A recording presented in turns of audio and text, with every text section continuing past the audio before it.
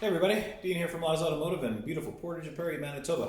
We have another beautiful 1998 GMC 1500 K body style. Check engine lights on. These systems are a little bit older, but they're also a little bit easier to understand.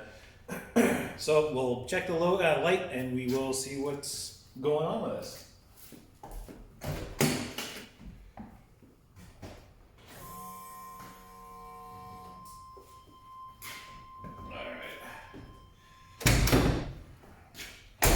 Preemptively just pop the hood, see what's going on. While it's booting up, I always like to quickly just look over everything, see if there's anything that you see visually, just because check engine light, sometimes it could be just a simple thing, right? So,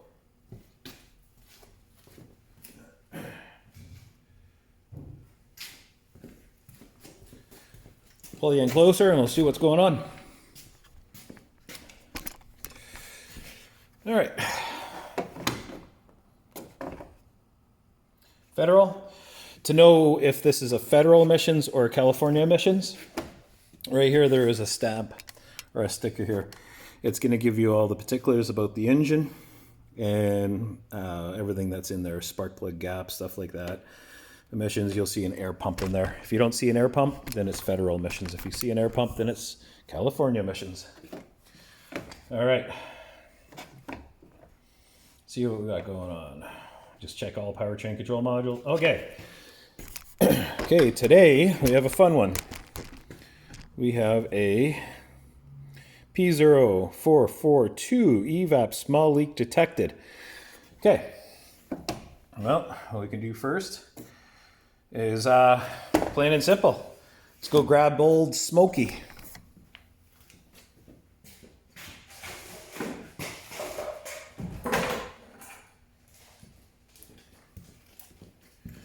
What do you know? Another good video on EVAP systems. Just keep showing you how this thing just shines constantly. And now, you know what, to be honest, every manufacturer has their own smoke machine and every one works just as good as the other one. I'm just going to put that out there. Some people like to say, oh, the OTC is better, has better smoke, or this has this. You know what? They all smoke and they all do a good job. I'm just calling people out on that one. I just have a preference. I like Snap-on because whenever I had a problem, they have taken care of me like that. If there's an issue, I don't have to wait for something to come in the mail. It's there that, like, they'll just give me something right off his truck and say, here, use this. So I'm not stuck. And that's what I like about Snap-on. I'm not saying that's not what anybody else does, but I don't think there's any other supplier of tools that has stuff on hand that comes to your shop.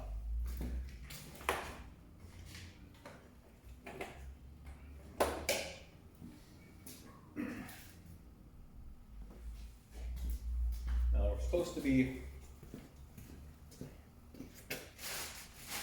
another little bag in here. I don't know where it went. That's okay, no matter.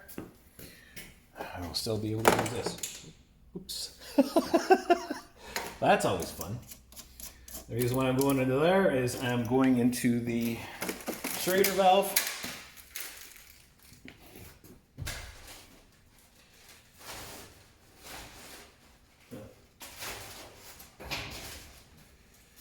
Sorry, I wasn't prepared for this, so give me 1 second.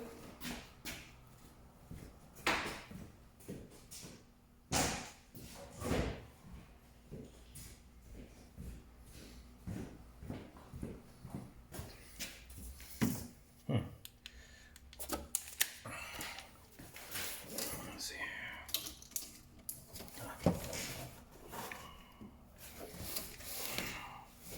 I like the older vehicles because you can actually get down inside the hood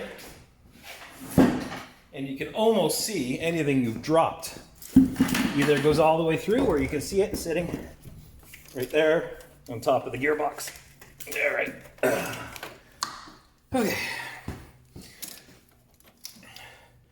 This one here will actually push the Schrader valve down. I was looking for the remover, but in this case, we're not going to need it. All right, let's hook up old Smokey. And like I was saying, good tools. Doesn't matter who you're using, Redline or OTC or Snap-on. They all kind of have the same technology. Like I said, I'm not paid by either of them, so I can say whatever I want. Have a preference, go with it. Okay, now we're going to start to smoke this system, but here's the problem. All EVAP systems, especially on the older models, consist of a couple of, excuse me, sorry. Oh no, a little cold. No, just something in my nose. Okay, EVAP systems, they have charcoal canisters, more in this case, one charcoal canister, lines, supply line from the tank to underneath the hood. Yes, this is where they used to be. They always used to sit underneath the hood. They came in something like a coffee tin, and literally it was a coffee tin. But then they went to the charcoal canister, and then for some odd reason, I don't know why they did this, but they decided to take this charcoal canister and put it way in the back by the fuel tank on all vehicles, makes and models. Probably because they're trying to make the front ends look sleeker, so they're losing room up front, so they're trying to eliminate things for up front. But a good thing, you know, this one could have been a diesel too. That's why it has a separate battery storage. These makes and models would have either the 5.7 or the 6.5 diesels, which is the 5.7 bored out and made into a diesel. Regardless, here we have the EVAP system. This right here is called the canister closing valve. Now, you can look up circuit design, and I strongly recommend anybody who's getting into electrical diagnostics today, read circuit design, how that circuit works, and read the wiring diagram. For myself, I've built a foundation, and you can do this too. You can build a foundation and understand electronics, like injectors have power to it all the time. Coil packs, they have power to it all the time. That has never changed. Since the points of condenser system, those are the points, they would control ground. Each time the distributor would turn, there's little lobes on it. It would open and close those contacts. When you open up the contact, it would saturate. When it would close the contact, it would saturate the coil pack, which is called dwell. And then once it opens up, it's going to send the voltages through the coil pack down to the distributor, and the distributor will be turning and directing it to the point of which cylinder it's going to go to. Plain and simple, electronics have been electronics forever, and they're always working the same way. But we're a little bit more advanced. We have something called pulse width or duty cycle nowadays, which is still controlling a ground on and off, on and off, on, off, on, off, on, off, off, off. That's pulse width. That's how computers will control modules or any solenoids, including this solenoid right here. This solenoid would be commanded by giving the PCM here will give the canister closing valve a ground, which it should have power on all the time. You have to find out, are these normally open or normally closed at rest? When they're at rest, that means they're not getting the command, because this here will be sitting there, because I already know these from experience from years already. This is going to have power, and it's waiting for a ground signal. Once this guy here knows he needs to do a check on the EVAP system, the way this system tests itself is this will close the canister closing valve, and that's the only time this is used is when it's doing a self-diagnostics. It will close this canister closing valve, and it will monitor the tank pressure sensor. That's the second part on an EVAP system. First part, canister closing valve. Second part, canister. Third part, fuel vapor supply from the fuel tank to here. The third part, purge control solenoid, which will be right over here. You might not be able to see it because I don't have a light over there. But in this area, right over here is a purge control solenoid. Okay. Oh, I might get to that. We'll have to diagnose that one or check it. But what we're going to do in this situation now is we're going to find out which of those connectors are power or ground on this one. So is it ground side controlled or power side controlled? Well, I'm going to show you a quick little demonstration on what to do if you don't know what something is. If it's what circuit design is what I'm talking about. Is it ground controlled or power controlled? I already told you it's ground, but I'll show you another way to find out. You can take your test light and hook it up to ground anywhere on the body.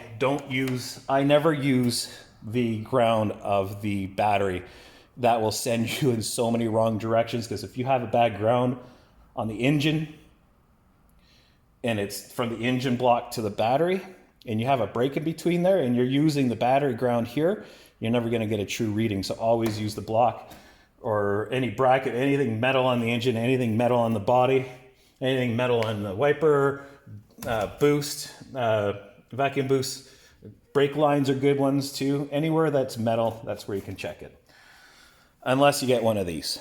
Now this here, you can ask me for a description of what this is. This is one of the best tools I've been using in a while. It sits in your pocket.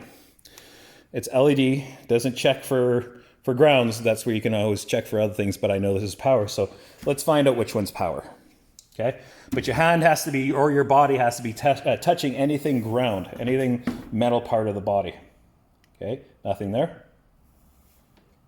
Nothing there. Oh, am I not touching it? There you go. I wasn't touching any of the ground. I'm not stuffing this pin in there.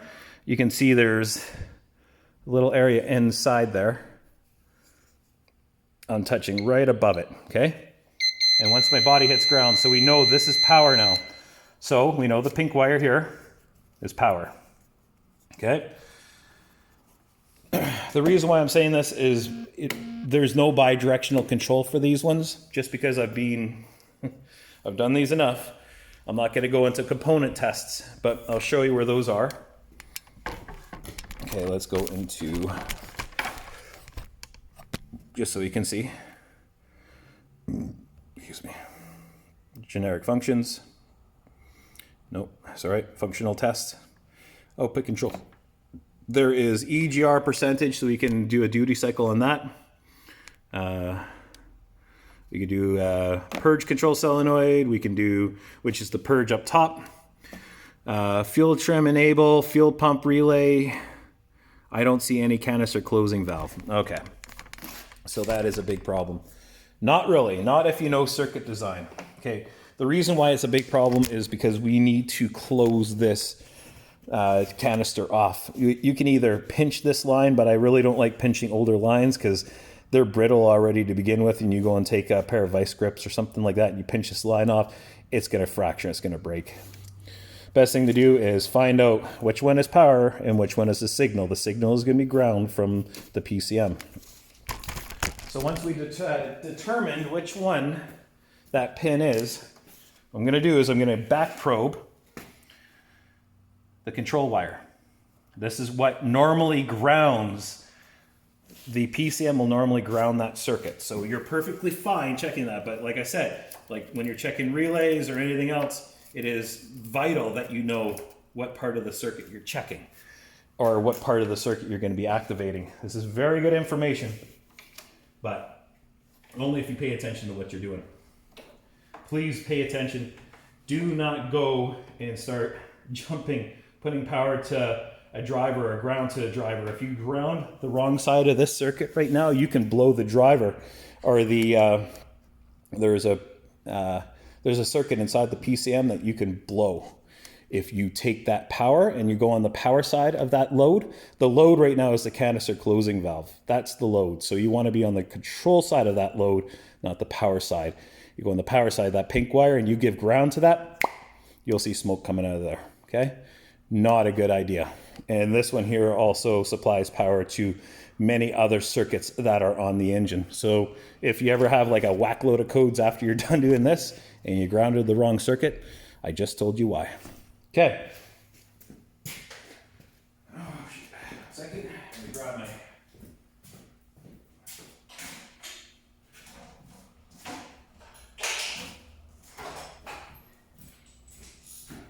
socket and wrench here. All right, what I do is I'll go to the battery or wherever, or I'm just going to go to this time I'm just going to go to the ground just to show you what you can do if you don't have the battery near you or something you can get to right away. What I do is I go directly to the body ground. I just don't have alligator clips on another jumper right now, so just bear with me. Oh, geez. Really? Okay. Look at that. Who is that? Mastercraft. I can't turn this thing anymore. This is only like 5 months of using this ratchet. I think I'm gonna go to a snap-on one. Okay. Come on. Oh yeah, there we go. Time is money in this trade. Everybody has a preference. My preference is a tool that's gonna last. Okay. Now, after all this time of explaining of what we're doing here, now we're going to come back down to here. Now, which one is the control wire? Which one was the power wire? Power supply is the pink. The white one is the control wire. In this instance, it's going to be ground control. So what we're going to do is we're going to hook this up. And once I do, it's going to activate the solenoid. And it's going to pull the plunger. It's going to make a magnetic field and pull the plunger and seal off the canister closing valve. If I don't seal it off and I turn the smoke machine on, it's just going to pour out of here. So listen very carefully.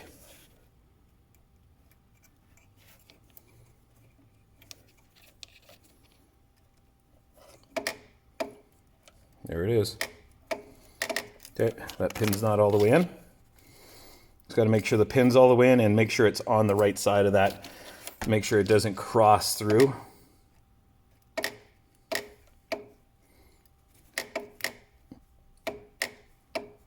Okay, gonna have to get a better connection there.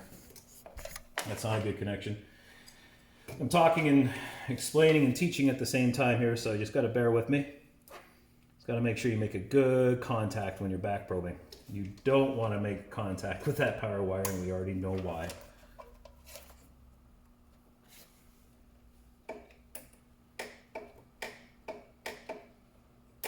It's being fussy.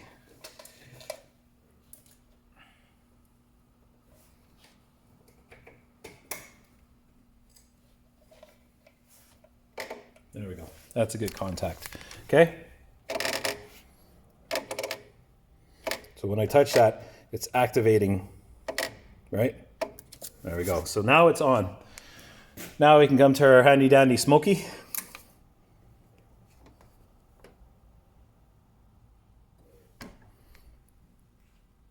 You know what? That Schrader valve's gonna have to be taken out. It's not pushing it down. I thought it would have, but yet again, I'm sorry. This is how things go when we're doing it in real life here.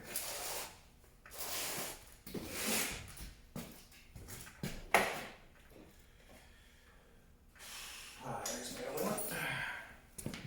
Okay. It's always good to have more than one tool. And these guys right here, they're a reverse thread, so most people will know what that means. Turning it right will loosen it, turning it left will tighten it. So.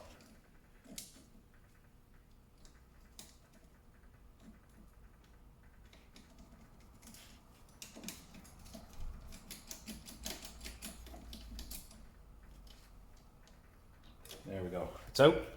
Get this back in. You can hear the idle air control valve. Sounds like that's actually getting glitchy too. I'll show you what that sounds like for anybody who's still listening to this video. Of course, it stops.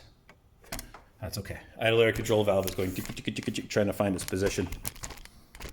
Okay,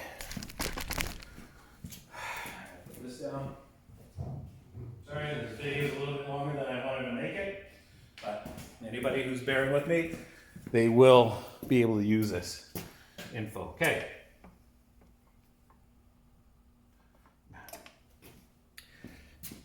The best thing to do is, love it, real life, not paying attention to what we're doing here. We gotta hook up the airline, sorry.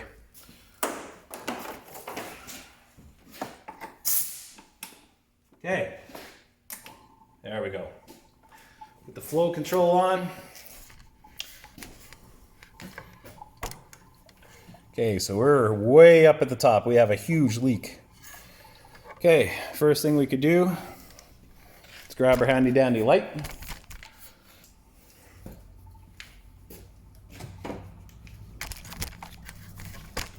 To look, see, make sure the canister closing valve's not leaking, which I don't see anything leaking from it, because that is closed off right now.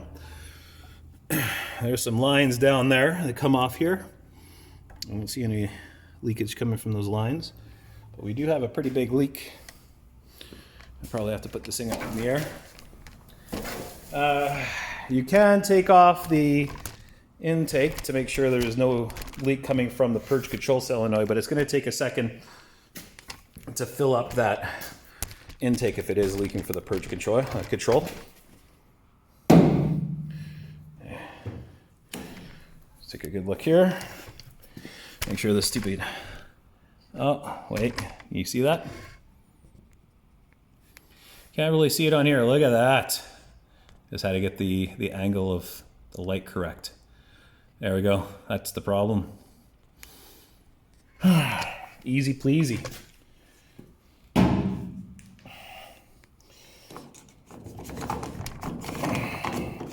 Let's take a look at this. See what's going on with it. See if it's something I should be worried about or not. Oh yeah, I can see that. It's all dusty in there. It's not sealing very well. You can see that. Look at all that black, that dirt and debris coming around there. And the same thing with this gas cap. It looks fairly old. You can tell by the lines and that are on here that these things have been tightened up quite a bit. Okay, well, an easy one for today. We don't have to get into tank pressure sensor. We don't have to be looking at the purge control solenoid or the canister closing valve. All right, easy today.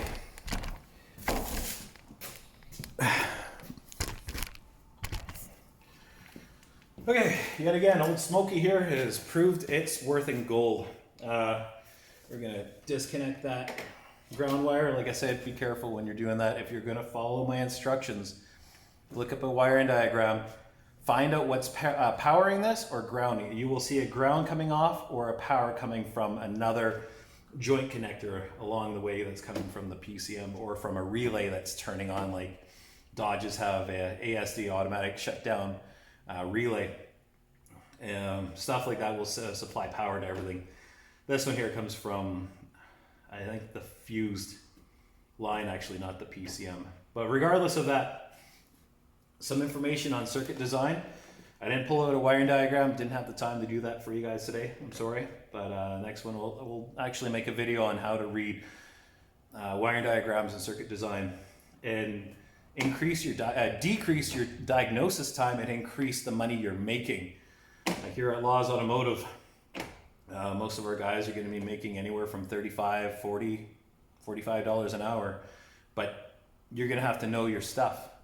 Just like ourselves, we know our stuff. We have a foundation that we have built, and once you get a foundation on electronics, anything electrical, you get that foundation, you can add to it, you can use that information, circuit design, wiring diagrams, understanding how things work, and you can apply it to almost every single vehicle or any piece of electronics today. They all work the same. There is no secret. This is old but new technology. Okay, till next time, don't put the circle in the square hole.